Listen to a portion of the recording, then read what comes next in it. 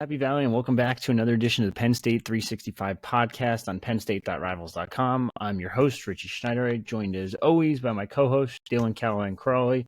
Dylan, some exciting news this past week for Penn State football. It is the offseason, so we don't get much of this.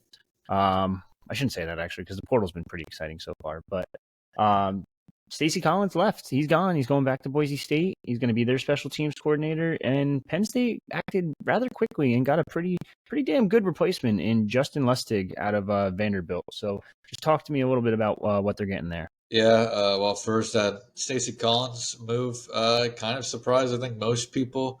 I don't think it was one that a lot of people were expecting to happen this offseason. Collins really appeared to be liking his time in, Happy Valley. But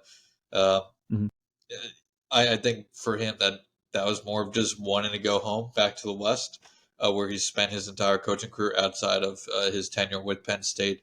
And he got a little bit of a title bump with Boise State as well. And then, Penn State moved really quickly, obviously, because Collins left on Friday. Was it Friday? I believe it was. I believe so. He leaves on Friday, and then, less than a week later, they hired Justin Lustig to be the new special teams coordinator, outside linebackers, and nickels coach. This is a coach that Penn State, has long, I would say, admired. His name has been connected to openings at Penn State for multiple times now. I was told they were, discussing last time Penn State had a special teams coordinator, or in discussions last time Penn State had a special teams coordinator opening when they hired Stacey Collins and Lustig, and wound up getting a little bit of a pay raise at Vanderbilt, got some new job titles, and they were able to keep him in Nashville at that point in time. Now Penn State, has more alignment from top to bottom, from the president, athletic director, down to Franklin, and beyond that. And money isn't an issue for Penn State when it comes to making coaching hires anymore. Are they going to outbid, some big dog programs for coaches? I'm not sure, but they're going to be able to hold their own weight when it comes to paying their coaches, or paying coaches to come to Penn State.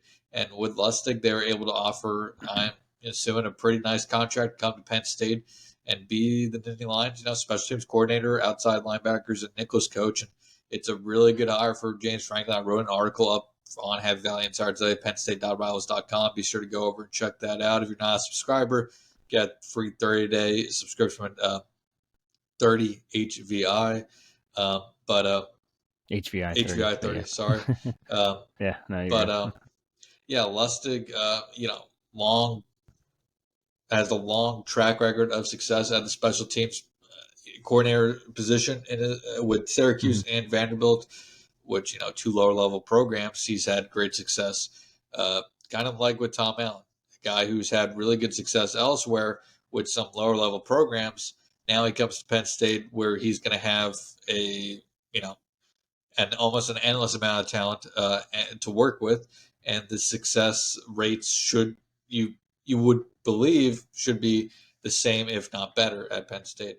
So this is a really good hire for Penn State. Long track record of success. A Pennsylvania native, a guy who has head coaching experience, and a guy that they really liked for quite a while now.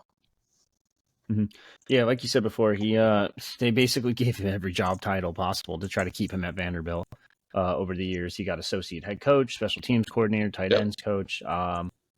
He seems like he's one of the nation's better assistants when it comes to special teams. He was a Broyles Award nominee for the nation's top assistant coach, which is kind of a little unheard of for a special teams coach. But just looking at the numbers, 2023 and 2022.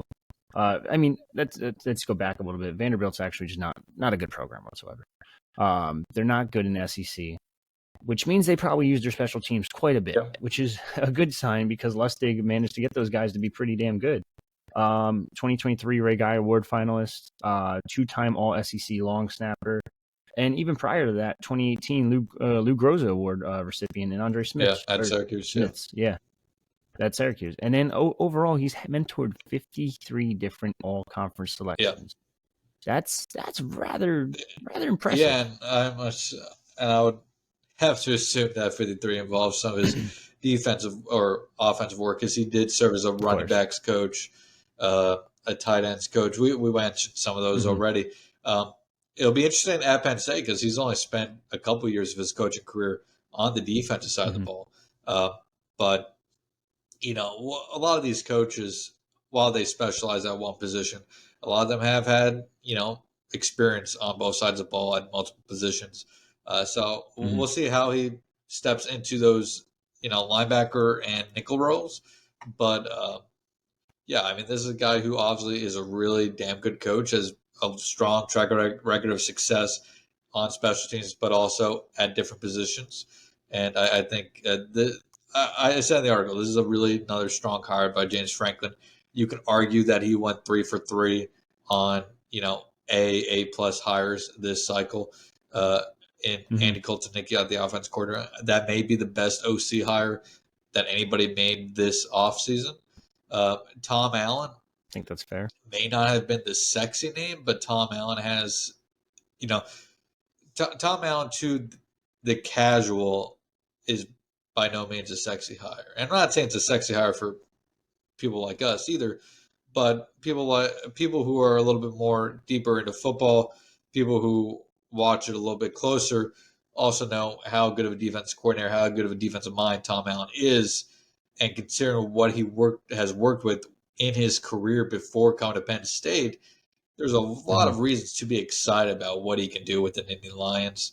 And I think with Justin Lustig, that's a very similar circumstance. Now, special teams is a lot different than defense. It does seem like special teams, you can find success almost anywhere despite the brand. But I think, you know, with those other position groups he's going to be coaching, he's going to be able to go out, recruit to a higher level than he's probably recruited in the past, because he's going to have that bigger brand name on his, you know, on his shirt. And I think he's going to have success on the recruiting trail, both with special teams and both as a secondary recruiter for other prospects and positions. Yeah, I was looking through some of the guys he's helped recruit over the past couple of years at Vanderbilt. Cole Spence, pretty damn good tight end. Whit Edwards, Bryson Coleman, like these are just some notable names, and they're in the higher echelon of the recruiting rankings as well in their respective recruiting classes. Going back to him as a coach, though, I wanted to point this out. His unit was one of 20 programs last season to block multiple punts. Yep. So I wonder if you're going to start, since they don't really return punts anyway. I mean, when Hardy started getting a little bit more out there as a punt returner, kick returner, they obviously go back to returning. But for the most part, I would sit in the house and try to get a couple more blocks. So I'd be interested to see how that works. He also turned Hayball, the Vanderbilt punter, into what most are calling Vanderbilt's best punter in school history. He's an Aussie guy too, so I'm really eager to see what he could do with Riley Thompson this year, because Riley, last year finished second? Yeah, Riley. Riley had second all time in single season. Yeah, he had some ups and downs, you know, those first few weeks. But after maybe that whiteout game, Riley Thompson was one of the best punters in the entire country. And I think, you know, the sustained success Penn State has had at special teams now is quite impressive. And I'm excited to see what he can do with Riley Thompson, because Riley Thompson's already a really good punter. And obviously he's worked with similar styles of punting since the Aussies all kind of punt kind of the same way. Similar, for the most part. So I'm excited to see what he can do with that. He's obviously been doing a lot. He's done really well with punters over his career, but also, you know, I'm excited to see what he can do with Chase Meyer or Sanders Zahedek or Ryan Barker, because Penn State has that big hole at kicker now with Alex Falcons gone. And Alex, you know, we didn't know what to expect from Alex Falcons coming into last year, because at Columbia, like he would be the first to admit it, he really wasn't that good. He said to us after one game, he doesn't know really what Coach Collins saw that made him go, I want this guy to come in and kick for us. But Coach Collins, you know, saw something in Falcons. He came in and he became a really good kicker for Penn State, put together one of the better kicking seasons in Penn State history. And that's going to be a big hole to fill this upcoming season. So I'm excited to see what he can do there. He has, a pretty good group of talent there to work with as well. Yeah, no, for sure. It's definitely going to be interesting to see how this works out for Penn State this upcoming season. But it seems like a pretty good hire on paper, almost a home runish type hire, if not a triple at the very least. So. Yeah, I very rarely use the word home run hire, but if it's not a home run hire, I think it's very close. And I think it's obvious that he was their number one choice, considering how fast this came together. Oh, yeah, of course. Looking at other things around the football program, it does sound like the transfer portal is closed now, other than grad transfers who could still enter technically. Yeah. Speaking of grad transfers, I don't know if KeAndre Lambert-Smith did graduate or not, but I'm looking at the student database, it still lists him as an undergrad, so maybe he didn't graduate, so it sounds like he might be back. Yeah, I mean, for time being. Yeah, this was a guy obviously this offseason we were watching about whether he was going to enter the transfer portal, try something new, go in the draft, or stay at Penn State. And yes, there's things that KeAndre Lambert-Smith has to work out. But I think Penn State would be very excited to have him back next season. This is still, in terms of pure potential, he has some of the most potential on the entire offense. It's just he hasn't been able to consistently put that together, whether that's due to on the field or off the field issues. That's something he's going to have to work out this year. But, if they lost KeAndre Lambert-Smith and brought in Julian Fleming, it would be, a okay, I guess, 1-for-1 trade. But now that you have Julian Fleming and you have KeAndre Lambert-Smith looking very likely to return, and he tweeted yesterday out about Happy Valley United, which is, I think, a pretty good sign that he's back for a full number of season, barring some sort of surprise in the spring. Now you have two, maybe. Is Julian Fleming a true number one type wide receiver is going to be the question we ultimately answer.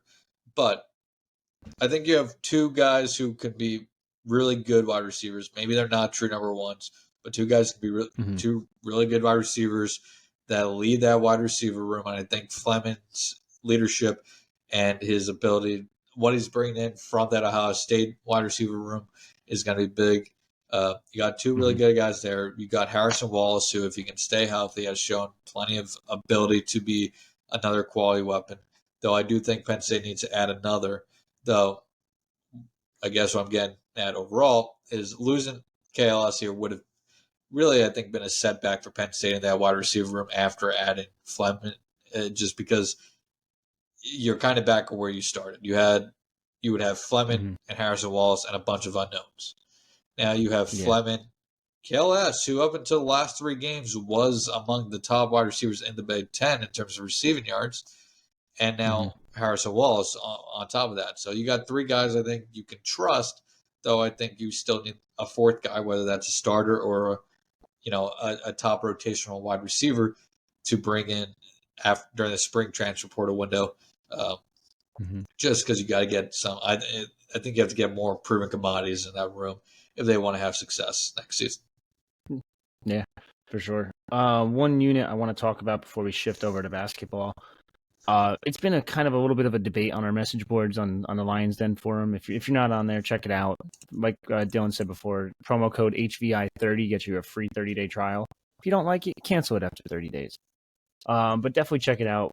Big debate going on about what the offensive line is going to look like next year. So I want to hear your early prediction from left tackle to right tackle, what you think it's going to look like, because they are replacing 3 starters. Yeah, so if I had to guess, and I was actually just talking with Marty and Anthony, also the PSU 365 podcast the other day, about what we thought this was going to look like. So let me actually bring up what I wrote there. Dude, I feel like everyone has a different opinion. Absolutely, especially at the tackles. Absolutely. So I think at left tackle there, it's going to be interesting. I think you're going to see Drew Shelton and Nolan Rucci probably compete for that starting job. I wouldn't be surprised if both end up playing. And then left guard, I think JB Nelson's going to step back into that left guard role. for the Nittany Lions this year. Center's where it gets interesting because you have a couple guys who can play that center position. You have Nick Dawkins, of course. You have Olivega Ione, who could play that center position. And I believe Wormley also, if needed, could slide into that center position as well. So you got three guys there who can legitimately snap the ball. Not to mention, there's a 2024 signing named Cooper Cousins who may just be too good to keep off the field next season. I mean, you got four guys. I think the center position is really the biggest question mark because you can go so many different ways, and depending on who you put in that spot, it kind of shifts everything around. But let's say right now it's Ione. So Sheldon Nelson, Ione, and then right guard Sal Wormley is returning. He's going to take over that starting job. And I really think on that right tackle spot right now, Anthony Donka probably has the upper edge based off everything we've heard this through last season, based off his development. And then during the ball game, he played extensively at right tackle. Javen Williams will also get a chance to compete for that right tackle spot as well. But those two, I think, are who is to watch at that right tackle spot. And then, I mean, in that two deep, other guys who will be playing, I'm sure, Alex Birchmeyer, Cooper Cousins, Nick Dawkins, as we mentioned. So that's how I see it right now. If I had to guess, it would be Shelton, Nelson, Ione, Wormley, and Donka. Okay, fair enough. I think Cousins sounds like he's probably going to get a bump in the rankings and on the latest update that's coming out next week after. I will say, and I think our guys do a pretty good job with our rankings, but I'm not sure there's many linemen in the country that are better than Cooper Cousins. He was very impressive throughout that entire week down in San Antonio. So I think Penn State's getting a really special talent with Cooper Cousins. I think he may have the highest floor of any prospect they signed in that cycle, and I think he's a guy who, I mean, and we probably said the same thing about Landon Tankwell, but as long as Cooper Cousins stays healthy, I don't see how he's not at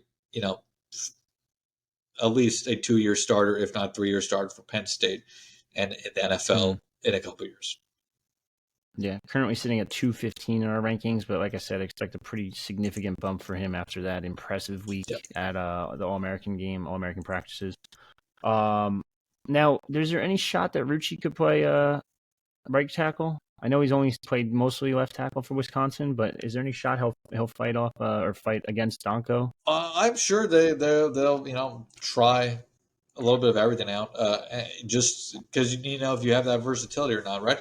So I'm sure they'll give snaps of both sides of tackle in spring and in the fall as well. And but yeah, I wouldn't see why not. He couldn't push Donka as well on that tackle spot.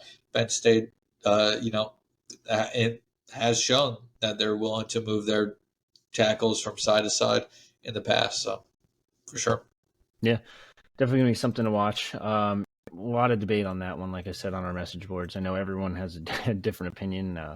Someone even benched JB Nelson at one point, which I was like, I don't know about that one, but sure. Yeah, I don't see JB Nelson getting benched anytime soon. He was pretty good for Penn State when he was on the field last year, and they missed him in that Peach Bowl loss. Yeah, for sure. Switching to basketball, huge win for Mike Rhoades and Penn State yesterday. Probably, I shouldn't even say probably. It is his biggest win so far since taking over the program. First statement win. Defeating number 11 Wisconsin at home yesterday. A game which I didn't expect a big crowd, but it had a decent crowd, all things considered, based on the snow and ice and whatever. Considering the weather and all the issues that there was, that was a pretty nice crowd, good student section crowd as well. And you could feel the fans, even through the television, you could feel the fans sweating that one out with Mike Rhoades and the team, which Mike Rhoades said after the game is what he wants the fans to do. He wants them to be sweating with them. And they sure were sweating last night. But, I mean, yeah, that was a really impressive win. I mean, they led for all but 17 seconds in the game. I said this on an interview with our Purdue sister site on their podcast. recently, even though it has not led to much success, I feel like the last few weeks you've seen the culture that Mike Rhoades is trying to instill in this program paying off. Mm-hmm. I think you're starting to see that culture come through in the games. This is not a perfect team. This is not a perfect roster. There's holes on this roster. No, by no means. I mean, where they're going to struggle the rest of the way is that they have very limited size, and they get dominated on the boards night in, night out. They got dominated on the boards against Wisconsin. You're not going to win. You're not going to lose the rebound battle by double digits and win most games. But you're seeing that scrappy play. You're seeing that resilience starting to come together. And that was something that Mike Rhoades talked about, that this was probably their most resilient effort, considering all the circumstances. They had big leads in this game. They had two double-digit leads. And then, with under 7 minutes to go, Wisconsin goes on an 8-0 run to take the lead. In past games this season, that's where Penn State kind of folds, and they never really are able to get the ball back, never able to get the momentum back, and Wisconsin kind of just runs away with it or last few minutes. But after that 8-0 run last night, they came back right away, retook the lead, and it was tied for a few seconds later in the half with a few minutes left to play. But then they got a dunk and to take the lead again and never looked back at that point. So that was a really impressive win against a really good Wisconsin team, and one that does it lead to a miraculous run down the last month and a half of the season. I don't think so, but as they were saying on the Big Ten Network last night, this is a Penn State team that when you go into State College, you go into Happy Valley, is going to be a tough team to beat the rest of the season. They like playing at home. They like playing in front of the home crowd, and they're a scrappy team that's they know their weaknesses, but they know what their strengths are, and they know what they can do. And we saw that last night. We saw a team playing with a lot of confidence. Yeah, for sure. The backcourt, it's specifically 47 points out of Baldwin and Clary. Although Clary didn't hit a three, so those 27 points mostly came from legitimate 2-point field goal attempts. 5 free throws for him. Nick Curran is inserted into the starting lineup, which was pretty interesting. Yeah. He's had a hell of a little run, back-to-back games with double-digit scoring. Yeah, he's been playing really good. He kind of does a little of it. Yeah, he does a little bit of everything. Now, he did get into some foul trouble yesterday, and I shouldn't say more than trouble. I guess he fouled out. But a lot of guys got in foul trouble, actually. Wahab, Baldwin, they all both had 4. Curran, who I just said, had 5. And then Zach Hicks. I know a lot of people kind of criticize Hicks because he's inconsistent, but even Rhoades said it in his postgame. He said, I trust the guy. I trust him out there. He's a great player for us. Kept him in the starting lineup, and he had a pretty good game. Went 3 of 6 from 3, and that was all his buckets. But that's what he is. He's a streaky 3-point shooter, and my philosophy personally with 3-point shooting is you got to let him shoot out of a slump. Get him out of that slump. You just got to shoot it, and just eventually they'll start falling, and your confidence is up. And look at him now. Yeah, that's third in the team, fourth in the team. Same thing could be said about Ace. Ace, has had an up and down season. I think it's fair to say. There's some games where he's really good, like last night, 7 for 11, 4 for 5 and 3. And then there's some nights where he can't buy a bucket. Last night it was obviously the first where he was unstoppable, and so was Kanye as well. But yeah, and I think it was Ace who was talking about it and just said, everybody kind of gives each other confidence that you're going to break out of that slump. You're going to get it going again. And like you said, you guys got to shoot out of those slumps. And even though Zach Hicks didn't have any points in the second half, those 9 points in the first half were pretty big for Penn State at the time. And I think that him getting going is very important for them going forward, obviously. What I think was just incredibly fun to watch was how Ace and Kanye took over in the second half. They had 47 combined points, and in the second half, they had 32 of those 47 combined points. They shot 12 of 17 in the second half. Ace was 3 for 4 from 3-point range in the second half. Really, really impressive effort from those two. just to take over that game and will Penn State to a victory. Because if either one of those guys, slips at all in that second half, Penn State doesn't win this game. So that was really, really impressive to see those two guys take over. And KeAndre Clary, I'm not sure there's many guards in the country better than him right now. I meant to say in the Big Ten, but in the country too. I mean, he is truly dominating game in and game out. And I don't know what the rest of the season holds for Penn State, but Penn State fans should be really excited about the program going forward because of what development we've seen out of KeAndre Clary in this first year under Mike Rhoades and his coaching staff. Yeah. Now, a couple things I want to hit on before we sign off today. Number one, you mentioned it before. The rebounding still needs to be fixed. I don't really know how you fix that because you just don't, like you mentioned, like you also mentioned, they don't have the roster. Yeah. They don't have the guys out there yet. Demetrius Lilly did a little better on the rebounding, but he struggled a little bit on the defensive end, whereas Wahab did better on defensive and struggled with the rebounding and also got in foul. Lilly played career high minutes yesterday as well. Worth noting. Yeah. So intrigued to see if he does more going forward. I think if he's the better rebounder of the two, you might have to sacrifice a little bit of that defense for more rebounding because you got to get on that glass. 4 offensive rebounds in the game is kind of ugly. Yeah. Like I shouldn't say kind of. It's brutally ugly actually. And 2 of them came from Lilly. And that's well below their average for the season. They're averaging 10 offensive rebounds per game this season, which ranks 229th in the country. They're only averaging 32 total rebounds this season, which ranks 340th. I forget how many college basketball teams there are in the NCAA or in Division I. 367. Yeah, so 340 is certainly not good. But, I mean, it all comes back to roster construction. You look at that roster. Qudus Wahab has been pretty good, all things considered. But favorite Ayer, we always butcher that one, has barely played. And Demetrius Lilly has played here and there. But hasn't had an extensive run. So, I mean, that gives you one guy who's above 6'8", above Johnson is 6'8", 2.9 rebounds. Zach Hicks, 3.1 rebounds. He's 6'7". They just don't have the size to compete with some of the bigger forwards and centers in the Big Ten. Yeah, I don't expect much out of Hicks rebounding wise. I think he's just that 3-point specialist for you almost. I mean, there's second.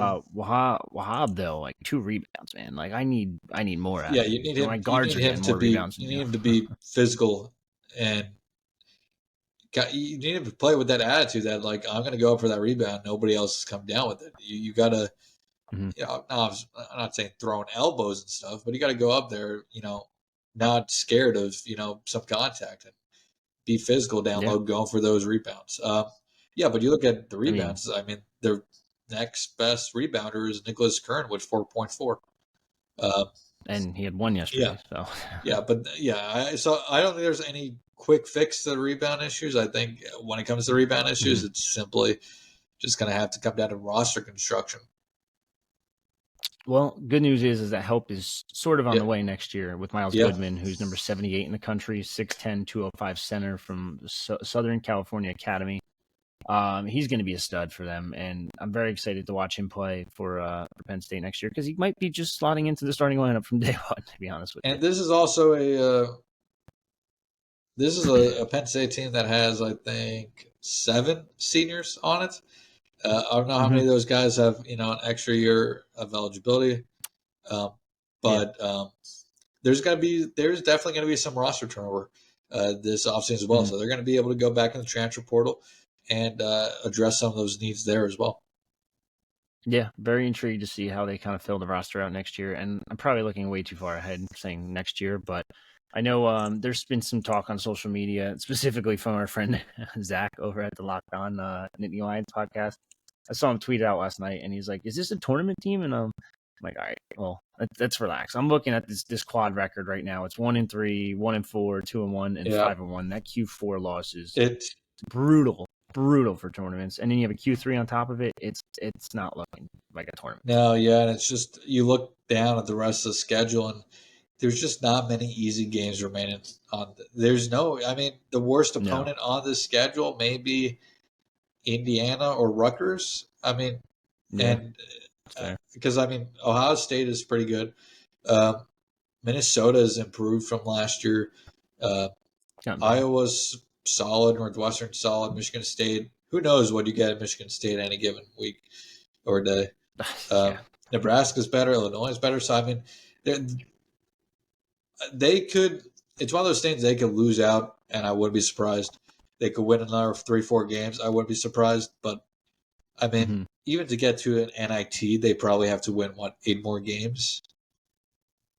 Yeah, at least. Probably at the very least. How many wins they have? They're 9-9. 1, 2, 3, 5. Yeah, and I'd say 16 for a Big Ten team might sneak you in. Yeah, but 17 will probably get you. So even in. if you're into 16, that's another 7 wins. It's hard to find 7 more wins on this schedule for Penn State when there's only 12 games. Like, are they really going to go 7-5 for their last? It's more than 12 games, but whatever. But are they really going to be able to find 7 more wins to get to an NIT? It's hard to see with the schedule, but I don't think that means that they're not taking the right steps forward. I think they are. I think this has a chance to be a good team next year, but I think there's still maybe too many holes on this roster right now or in their game to really put together that type of run. Well, like we said before, it is a rebuilding year. It's year 1 under Mike Rhoades, so you got to give him some time. But he does have some good wins now. Ohio State, Michigan, and Wisconsin are all really good wins in the Big Ten this year. 13 games left, by the way, so they would have to go 7-6 over the last 13 to even get to 16, which would be incredibly tough. Yes, especially based on projections. I'm looking at Bart Torvik right now. It has them winning 3 more games on the year, and that would be Minnesota, Indiana, and Maryland, which are all home. Mind you, I think they could beat Indiana twice. I think 14 wins is probably where they're going to be sitting when it's all said I think and done. That 13, and then the Big Ten tournament I mean, I think all you're looking for is down the stretch not to get dominated on a daily basis. Go out, give competitive games, and for the most part they have. They're two. Yes, they have lost big to Michigan State, lost big to Purdue. Those are 2 teams that I know Michigan State's been up and down this year, but if Michigan State made a run to the Final Four, nobody would be surprised. Purdue, as long as they don't choke to another 16 seed, 15 seed, should be a Final Four contender this year as well. But the rest of the way, as long as they stay competitive, I think that's the biggest thing going forward. Just stay competitive in these games. Yeah. Give yourself a chance to win some of these games because that's how you're going to pick up some of those extra wins. I think 13, 14 wins is probably where they end up. And then if you can win a game or 2 in the Big Ten tournament, that's a good momentum builder going into next season as well. Yeah, for sure. Any final thoughts before we sign off on this one? I know we'll have a couple pods later this week, one on the Junior Day visit coming up this Saturday, and as well as a wrestling podcast as well, previewing Michigan State. Yeah, nothing really else to add. Just go over to HappyValleyInsider, PennState.rivals.com, sign up for a free trial, HVI 30. Check out our message boards. We have lists for this Junior Day and the next 2 Junior Days as well. 2, 3. So got plenty of content going up there. Going to get back into our Penn State season review views as well. We have recruiting. We're going through recruiting primers for individual positions as well. So far, we got done quarterback, running back, wide receiver, and tight end. We're going to be moving on to the offensive line next. So plenty of content coming up in the upcoming days and weeks. And go over to HappyValleyInsider, PennState.rivals.com, and check us out there, or over on Twitter at Penn State Rivals. Yeah, and I'm going to add to that, Rant. I'm going to tell you right now, if you're on YouTube watching us right now, hit the subscribe button down below. It helps us grow the pod, helps us grow it to further Penn State fans, Nittany Nation, Penn State community, and helps us do more pods too. Not just this one specifically, but like I said before, we had a wrestling pod this weekend. We've had one every week so far during the season. We're going to have another recruiting pod. We're going to try to do more of these in the future. But yeah, for me and Dylan, this is another episode of the Penn State 365 podcast signing off.